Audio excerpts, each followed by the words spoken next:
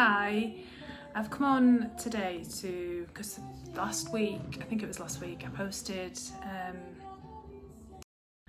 so I was talking about the 5 Reiki principles and how you can incorporate them into your life.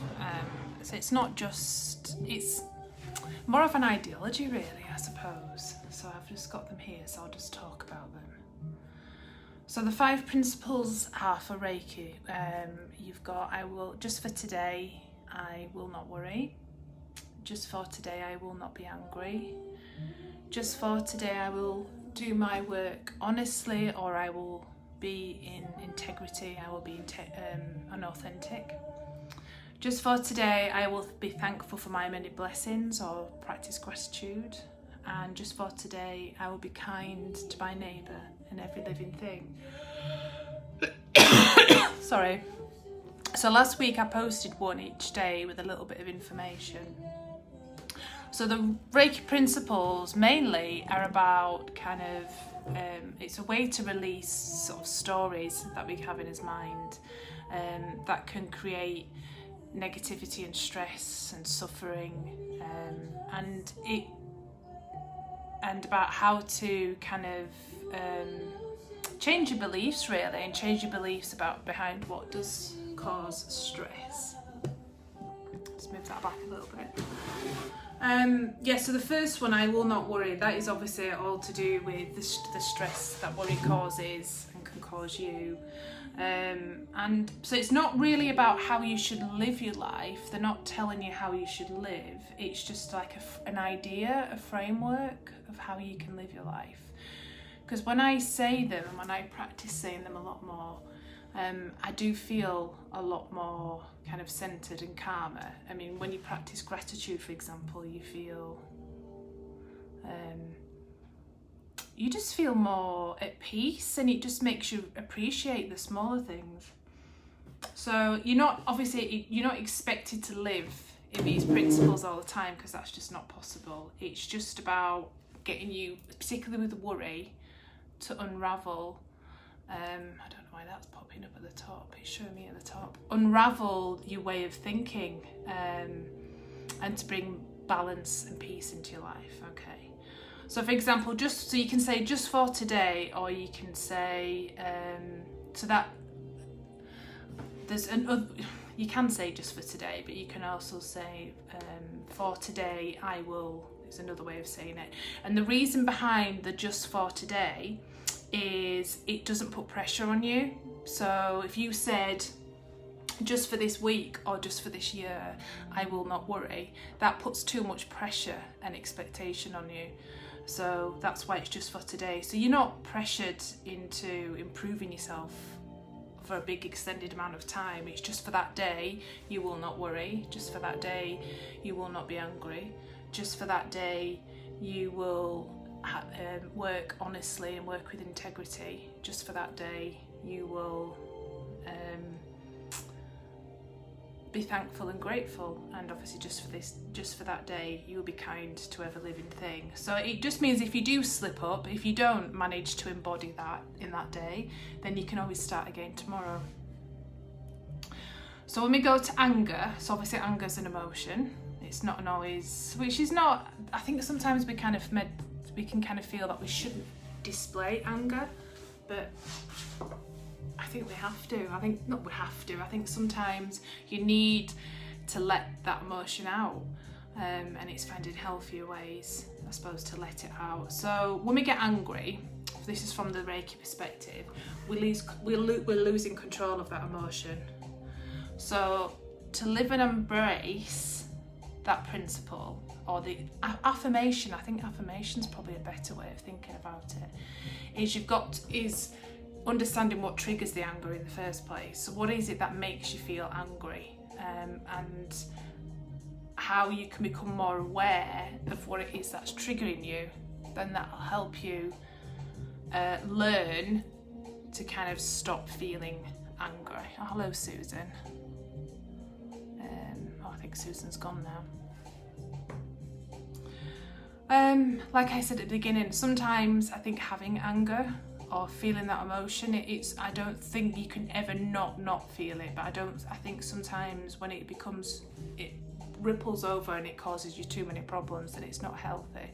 But I personally believe that we shouldn't be scared of that emotion, and we shouldn't feel that we can never feel anger, because I think that puts too much pressure on. So then obviously the third one is well, I'll just go back to anger actually, because it says here, in every confrontation that leads to anger, the person or the thing that is pushing you or triggering you or pushing your buttons has complete power and control, which is an interesting perspective. So that person or that thing or that situation or that thought now has control over you. So that's one way of looking at it with anger. And then the third one, which is honesty. So this can mean different things to different people. For example, one person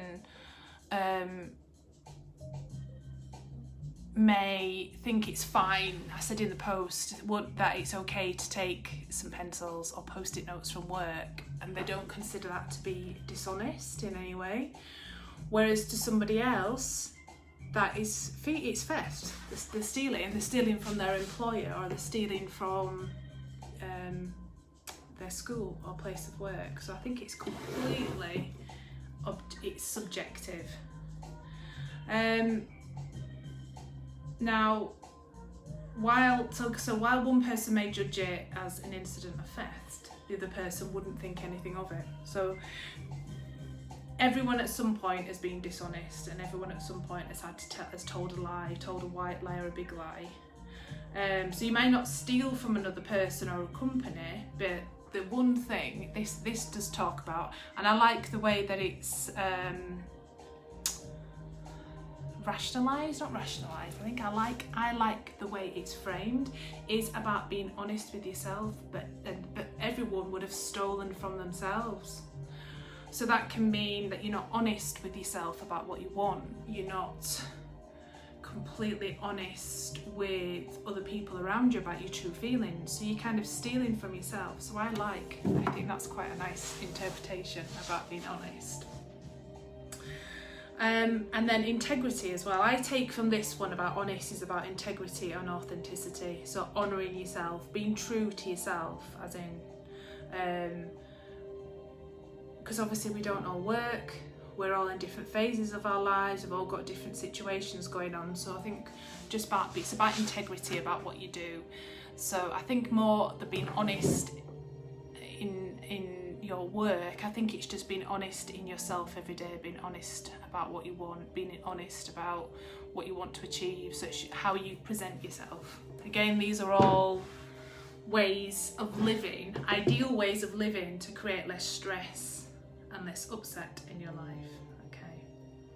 For example, another way to look at it is if you've got talent, if you're really good at making things, if you're really good at singing, dancing, creating, cooking, writing, then if you don't share that, or then you're stealing from yourself, you're denying yourself the gift, this lovely gift, and you're denying other people as well being able to see this gift.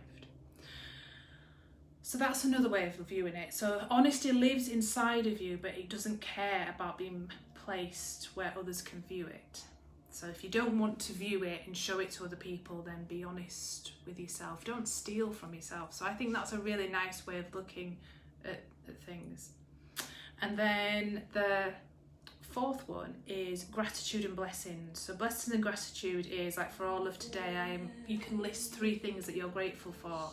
I do this quite a lot. I think it's a good way of, I am grateful for the sunshine today. I am grateful that I was able to speak to somebody that I really care about and I haven't been able to. I'm grateful for this time of solitude, so it allows me to think about what it is that I want to do.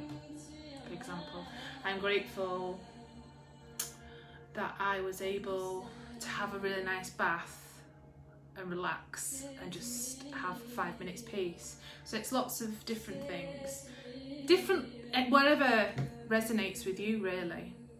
So going on from this about gratitude is from the kind of the way I was taught with Reiki, is that life never gives us what we don't need. Life tends to give us what we need and what we can cope with, which sometimes can seem a little bit blur, because if you're having a really shit time, you think, well, why does life think that I can cope with this? But obviously it can be a test as well, can't it, really?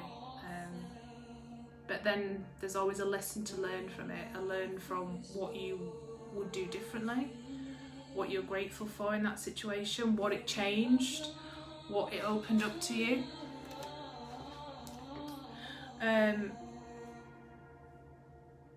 So it's paying attention and focusing on the things that are free or bring you joy, and humility in your life as well, because there are lots of things you can be grateful for, lots of things, and feel blessed, and it doesn't have to be in a monetary sense. It can just be in it can just be the little things.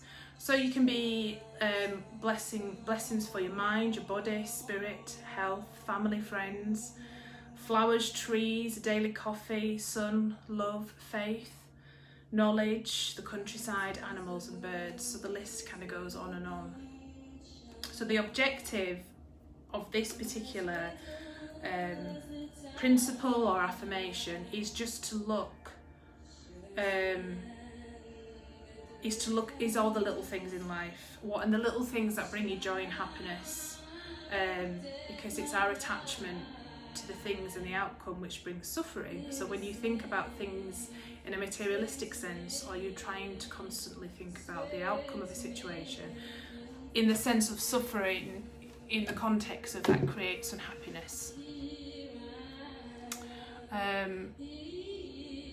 It's just asking you to look at the many blessings, and even during difficult times, there's always one thing you can look at as a blessing. Like I say, it can be the fact that you've got animals, birds outside on the trees, the blue sky, and it changes your mindset, and makes you kind of vibrate at a higher level, and kind of lifts you up energetically as well from feeling negative, which can improves your mindset and your way of thinking for your way of life. Okay, so then we've got here, the law of karma states that what goes around comes around. So sending out love, this is obviously to do about being kind to your fellow man, sending out love, and you receive back what you get in return. That also goes for negativity as well. If you're sending out a lot of negativity, then you will also get that back as well. So I suppose through these principles, the last one about being kind to every living thing is asking you also to send out kind thoughts and a kind attitude, and send out healing. If you are a healer, send out healing to others, or just wish for other people to be well. Send healing out to the world. Tomorrow I'm doing this meditation. It's to do with the elders at Uluru. I might try and see if I can post something on my page. They're asking people to meditate. It's 9 p.m. in Alice Springs, so it'll be 9 a.m. here, and it's asking people to send out healing to the earth, not for yourself, but to send out healing and loving thoughts, to meditate and send out healing to the earth. So I'm going to do that tomorrow. I'll post something on my page. So if you can say these different affirmations or principles, or if you can try and embody them in your life, the aim is from like the Reiki teachings, I suppose, is that you're going to live a happier, less stressful, a joyful, peaceful, loving life. So that's what it's all about, really, about trying to create more peace and joy in your life. But obviously it is also important to remember that these are just principles. It's a guide as a way to live your life. Obviously you can use meditation as well to kind of unlock the true meanings of these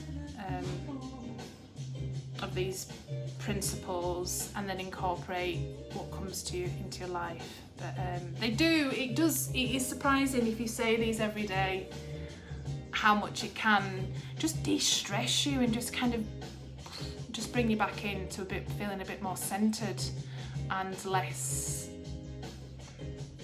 just more centered and more peaceful, which is not a bad thing at all. So anyway, thank you for listening, and I hope you enjoyed that Reiki challenge. I'm going to post up a picture of all of them on this, so take care.